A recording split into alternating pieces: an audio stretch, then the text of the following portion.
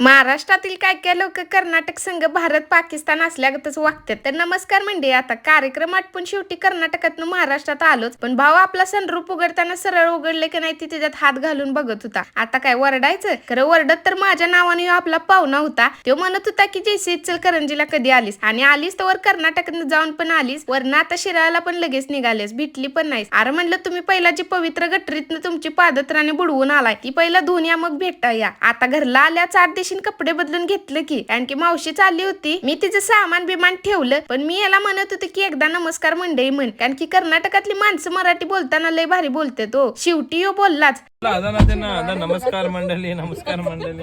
म्हणजे अक्का काय दाराला बंद कर म्हणताना काय म्हणायचं त्याला? बागलायक म्हणजे अक्का बागलायक की ಹೇಳ್ಬೇಕಲ್ಲ म्हणजे आम्ही बागला वेगळा.